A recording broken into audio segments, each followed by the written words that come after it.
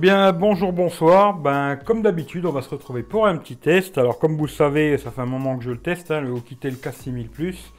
Comme je vous l'ai promis, il sera à gagner, parce que je l'ai acheté avec les super chats et j'avais promis de le faire gagner. Il sera à gagner.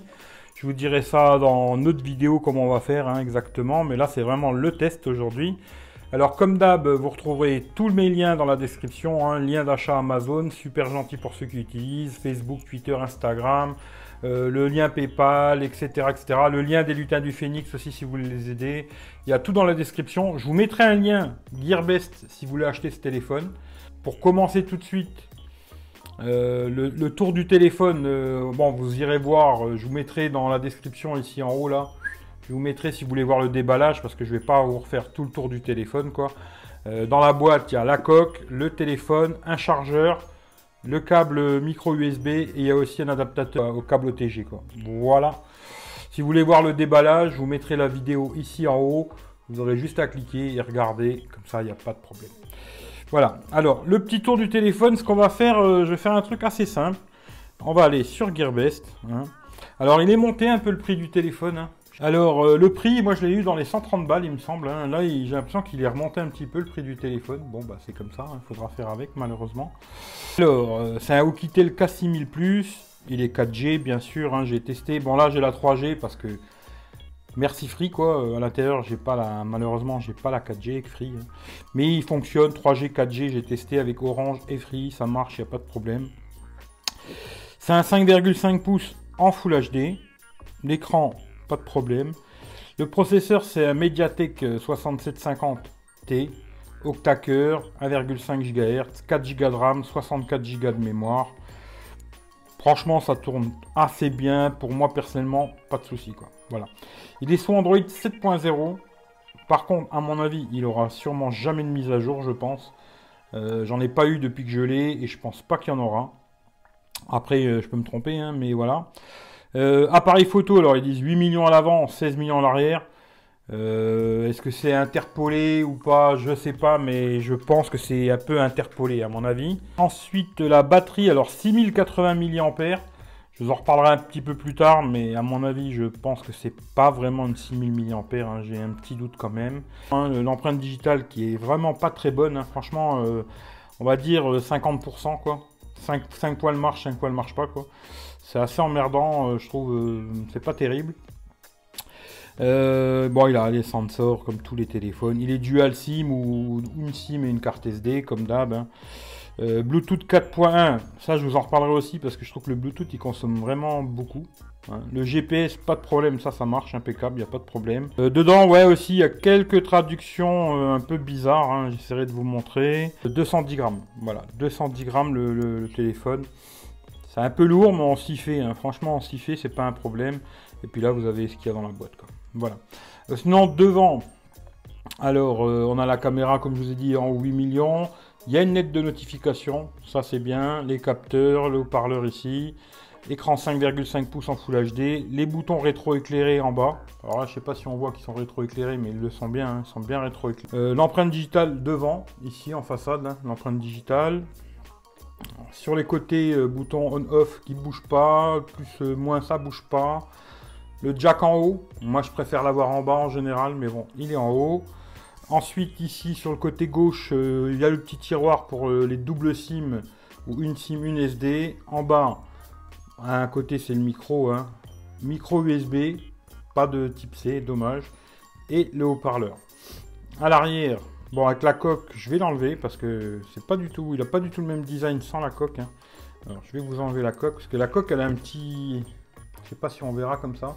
Mais là, vous voyez, quand je la mets dessus, on dirait qu'il y a des petits losanges, alors qu'en vérité, le téléphone, il est comme ça, tout noir, quoi. Voilà, c'est du métal ici, et les bandes en plastique en haut et en bas. Ça, c'est comme beaucoup de téléphones, les bandes en plastique, ici et là. Capteur, bon. Comme ils disent 16 millions, mais à mon avis, ça doit être 13 millions interpolés en 16. Le flash LED. Et puis voilà, on a fait le tour du téléphone, quoi. Je pense que je vous ai rien oublié. Voilà. Et la petite coque, comme je vous dis, elle est bien. Franchement, elle est bien. Et quand on met le téléphone dedans, c'est vrai que ça change tout le design du téléphone. On dirait qu'il y a un petit quadrillage Voilà, je sais pas si on verra bien, mais voilà. Ça fait un petit quadrillage, c'est joli. Moi, je trouve que c'est pas mal. Oukitel marqué en bas, c'est pas mal. Empreinte digitale, comme je vous dis, très moyen. Quand on pose très bien son doigt dessus, elle fonctionne direct. C'est pas la plus rapide du monde, mais elle fonctionne bien. Si on pose très bien son doigt, pas de problème. Alors, il suffit de poser un tout petit peu de côté et ça ne fonctionne pas. Voilà. Alors, il faut bien poser son doigt dessus et là, ça fonctionne. Voilà. Il faut bien poser son doigt, hein, c'est ça le problème, quoi. L'écran. Alors, l'écran, moi, j'ai trouvé qu'il était de bonne qualité. Franchement, il n'y a pas de problème, hein. Voilà, l'écran, c'est un écran Full HD, 5,5 pouces, il est assez joli, assez lumineux, même en extérieur, pas de problème. Franchement, là-dessus, rien à dire. Le son, alors le son au niveau du haut-parleur, il est puissant quand même, il est assez puissant, mais par contre, c'est quand même un peu boîte de conserve, hein. Pour écouter de la musique, c'est vraiment pas exceptionnel. Maintenant, pour le GPS, tout ça, regarder des vidéos sur YouTube, ça passe. Mais pour écouter de la musique, c'est vraiment assez puissant, mais un peu boîte de conserve quand même, quoi. Au jack, j'ai trouvé que c'était assez moyen aussi, c'est pas super puissant. J'ai essayé avec plusieurs casques, ça fonctionne, mais c'est pas très puissant. Même avec l'égaliseur qu'il y a dedans, c'est encore, on arrive à avoir un petit peu plus de basse, mais c'est encore plus faible le son. Il vaut mieux le laisser en normal, mais c'est pas le top pour écouter de la musique, même au casque, c'est pas terrible, quoi. Après, par rapport au jack, j'ai eu aussi quelques problèmes bizarrement. Pas pour faire des appels normaux, mais pour faire des appels sur Hangout. Comme vous savez, j'ai un groupe sur Hangout, on s'appelle tous les jours.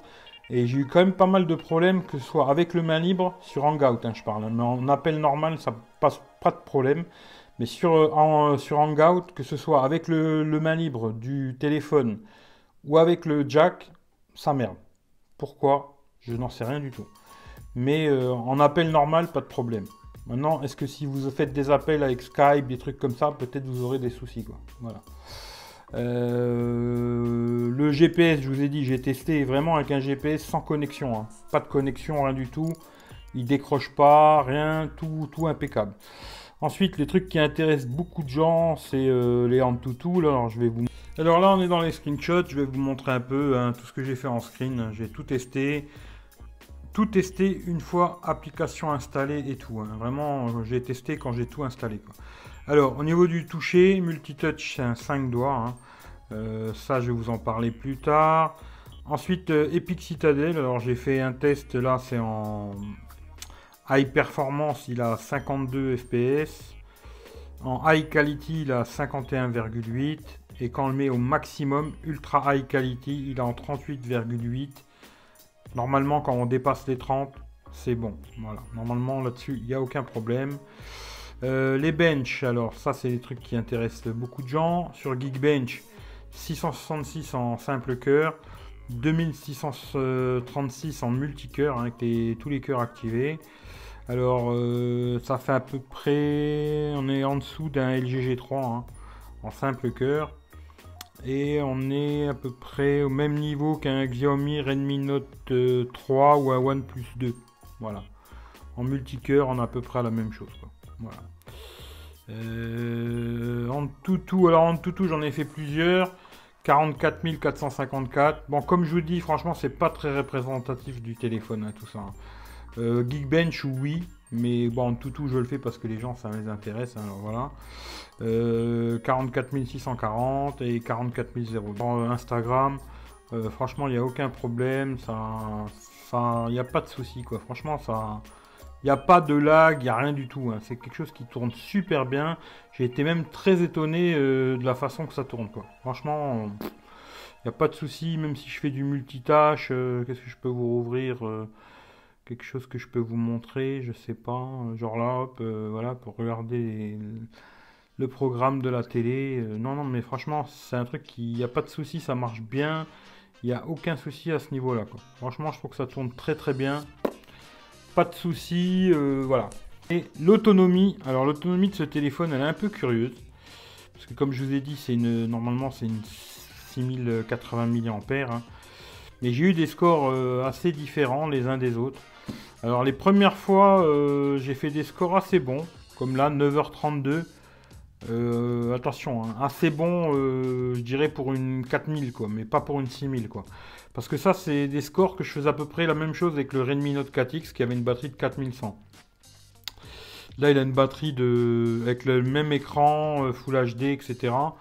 Là, il est 9h32, 10h14. Et là, une fois, il a fait que 7 heures. Il me restait 8%. Alors, niveau autonomie, c'est pas mal. Moi, j'arrive à faire une journée complète, c'est vrai. Mais pas plus, quoi. Pour une grosse utilisation, vous ferez une journée. Quand je parle d'une grosse utilisation. Maintenant, si vous l'utilisez pas beaucoup, vous ferez 2 jours. Mais je pense que la batterie, c'est pas une 6000 mAh. Ça, c'est quasiment sûr et certain. Parce que pour recharger le téléphone, il faut 1h20 avec le chargeur qui est fourni dans la boîte, qui est un chargeur rapide. En 1h20, il fait la recharge complète du téléphone. Là, j'ai tiqué un peu, je me suis dit 6000, j'ai un petit doute, quoi. Voilà. Ça, vraiment, c'est niveau autonomie, c'est pas mal, mais j'ai un gros doute que ce soit une batterie de 6000, quoi. Alors, pour vous dire au niveau de l'autonomie, alors j'ai testé 4 jeux, hein. Je fais toujours la même chose, je teste 4 jeux pendant 30 minutes chaque jeu, hein. Il chauffe pas déjà. Ça, c'est déjà un point positif, il chauffe pas du tout. Alors, j'ai joué à Clash Royale pendant 30 minutes, il a perdu 7%. Subway Surfer, 30 minutes, il a perdu 8%. Trial Racing, pareil, 7% en une demi-heure. Et Real Racing 3, je sais pas si je l'ai encore. Je crois que je l'ai encore, ouais. Real Racing 3. Et j'ai perdu 8%, pareil, en 30 minutes de jeu. Ça chauffe pas, il n'y a pas de problème là-dessus, impeccable. Ensuite, j'ai regardé pendant 1 heure YouTube en Wi-Fi. Tout en automatique en Wi-Fi. Pendant 1 heure, il a perdu 6%. Non, 7%. 7% pour 1 heure de YouTube. Franchement, c'est pas mal. Spotify, alors, pendant une demi-heure aussi, pareil, de Spotify en Wi-Fi, il a perdu que 1%. Voilà.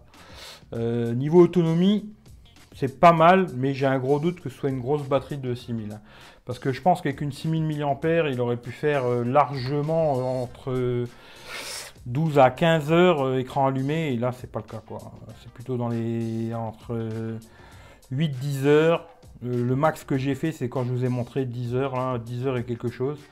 Mais l'autonomie, c'est à peu près la même que j'avais avec le Redmi Note 4X. Dans les réglages, ouais, je vais vous montrer ça assez vite fait. C'est assez rigolo, hein. Il y a des trucs... Bon, franchement, faudrait comprendre c'est quoi, parce que c'est tout en anglais-chinois, hein. Il y a pas mal de petits trucs. Bon, après, ce sera à vous de vous amuser si vous l'achetez. Mais moi, il y a pas mal de trucs que j'ai même pas activé. Bon, il y a les gestures, là. Ça, oui, mais il y a pas mal de trucs... faudrait deviner ce que c'est, quoi. Il y a un mode une main aussi, ça oui, il y a un mode une main. Sinon c'est de l'Android stock, hein. Il y a Android 7.0. La dernière niveau de correctif c'est le 5 juillet 2017 et puis voilà. Sinon voilà, c'est Android 7.0. L'écran, comme je vous ai dit, il est de très bonne qualité. La conclusion c'est ça pour moi, hein. L'écran il est de très bonne qualité, 5,5 pouces Full HD, il est impeccable, il n'y a pas de problème. La mise à jour, par contre, je vous dis, il n'y en a pas, il n'y en aura sûrement pas, à mon avis. Le processeur Mediatek MT6750T, là, ça tourne très bien. Pour moi, ce que j'ai besoin de faire tous les jours, ça suffit largement. La mémoire 64 Go extensible, c'est très bien, 64 Go, c'est impeccable. La RAM, 4 Go de RAM, je pense que c'est aussi pour ça qu'il tourne très bien, hein. La batterie, il a une bonne autonomie, mais j'ai un doute. Par contre, ce qui est bien... J'ai un doute des 6000, mais par contre le truc qui est vraiment bien, c'est le matin vous le branchez, il recharge à une vitesse incroyable. Et franchement là-dessus, niveau recharge, c'est super rapide. Et même si vous êtes un gros utilisateur, vous ferez la journée sans problème. Il a le filtre, tiens, ouais, je vous montre aussi les toggles là. Il a le filtre pour la protection des yeux, par contre on peut pas le programmer, c'est manuel, il faut le faire, hein. Et puis après on peut rajouter des trucs, ça c'est à vous de voir, hein. Mais en fin de compte, c'est quasiment de l'Android stock, hein. On ne peut pas mettre de thème, il n'y a pas de thème, par contre, ça c'est un peu dommage. Alors la photo, je vais vous montrer, hein, je vais aller dans la galerie et je vais vous montrer les photos que j'ai prises. Voilà, j'ai pris pas mal de photos quand même, hein. Je vais vous mettre ça, toutes les photos une derrière l'autre, vous regardez. Et puis ce que je peux déjà vous dire, c'est en journée, c'est pas trop mal. De nuit, c'est pas un appareil photo pour faire des photos de nuit, les photos elles sont toutes rouges. La caméra avant, bizarrement de nuit, elle est meilleure que la caméra arrière, c'est assez curieux. Mais je vais vous mettre toutes les photos, vous verrez, vous allez regarder par vous-même. Je vous donnerai quand même mon avis pendant que les photos elles tournent, quoi. Mais voilà. Et après, ce que j'ai fait un petit test. Je vous mettrai cette photo quand même, vous regarderez, hein, celle-là. Hein, c'est une photo que j'ai fait quand j'étais à l'hôpital dans la salle d'attente. J'ai pris la photo avec l'application d'origine du téléphone. Et ensuite, j'ai fait cette même photo avec Open Camera. Et elle est beaucoup plus claire. Alors, peut-être utiliser une autre application pour la photo, ça peut être une bonne idée aussi. Voilà les loulous, les photos 2 jours faites avec le Oukitel K6000 Plus. Bah, 2 jours, c'est pas trop mal, ça se débrouille assez bien, on va dire. Bon, ça sera pas exceptionnel, hein. Vous pourrez faire des petites photos, tranquille. Caméra selfie, c'est pas mal. Caméra arrière, c'est pas mal, hein. Attention, je dis bien pas trop mal, mais c'est pas exceptionnel. Mais vous arriverez à faire des petites photos pour mettre sur les réseaux sociaux et tout, Instagram et etc.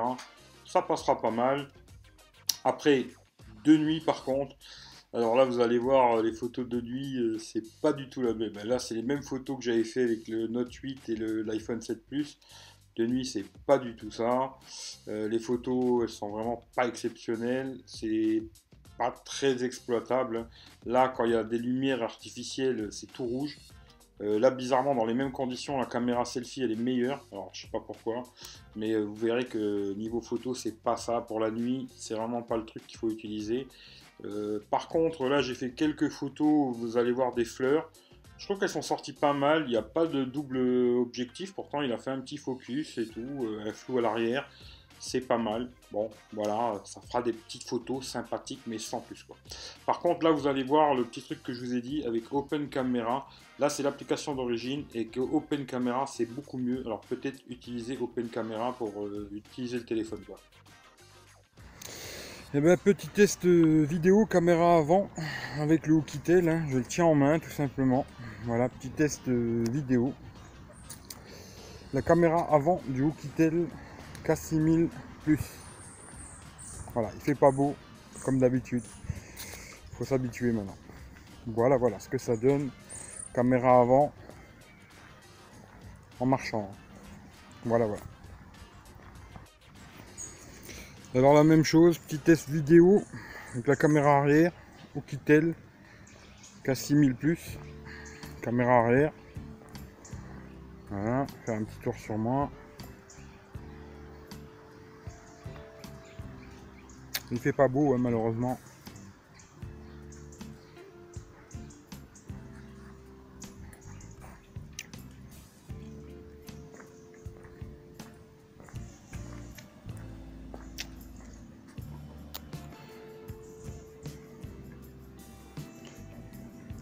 C'est le test caméra arrière du Oukitel K6000 Plus. Voilà ce que ça donne, quoi.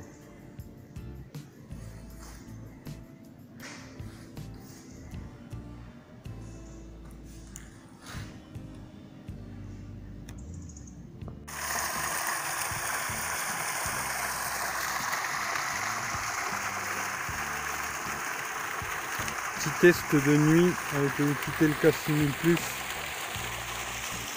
Voilà ce que ça donne. De nuit, c'est très nuit, quoi. Oukitel K6000 Plus. De nuit, c'est vraiment... Bon, il faudra voir sur PC ce que ça donne, mais ça n'a pas l'air terrible. Voilà. Bon, voilà, petit test avec la caméra avant, Oukitel K6000 Plus. De nuit, hein. Bon, il y a de l'éclairage public un peu. Mais voilà, vous voyez ce que ça donne de nuit. Caméra avant, je vais marcher un petit peu, je le tiens dans la main. Voilà, voilà ce que ça raconte. Caméra avant. Hop.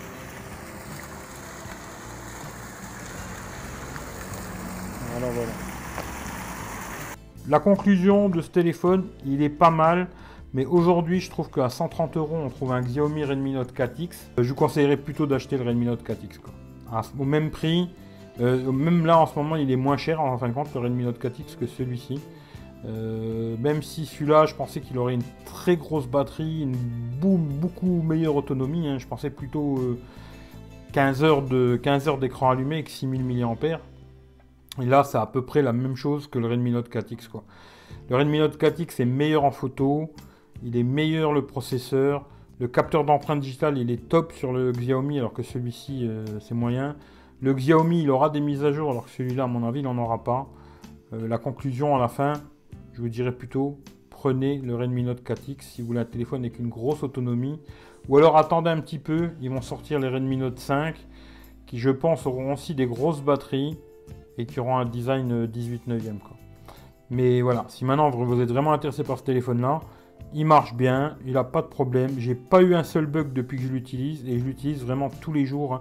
J'ai mis de côté mon S8 et je me suis servi de celui-ci depuis que je l'ai reçu, ça doit faire à peu près un mois, hein. Et j'ai pas eu de problème avec, ça marche nickel. Par contre, la photo vidéo, c'est pas son point fort. Voilà. En tout cas, merci à tout le monde. Comme je vous dis, si ça vous a plu, lâchez un petit like, ça fait toujours plaisir. Partagez Facebook, Twitter, compagnie. Regardez dans la description, il y a tous les détails comme d'habitude. Il y aura le lien Gearbest. Si vous voulez acheter quelque chose chez Gearbest, cliquez sur le lien, faites vos achats. Et si vous intéresse, achetez-le. Après, c'est à vous de voir, quoi. Moi, je vous conseille plutôt le Xiaomi Redmi Note 4X, aujourd'hui, en tout cas. Voilà, merci à tout le monde. Voilà. Je vous remercie tous. Je vous souhaite à tous une très bonne soirée, très bonne nuit, très bonne journée. Et puis on se dit à très bientôt. Ciao à tout le monde.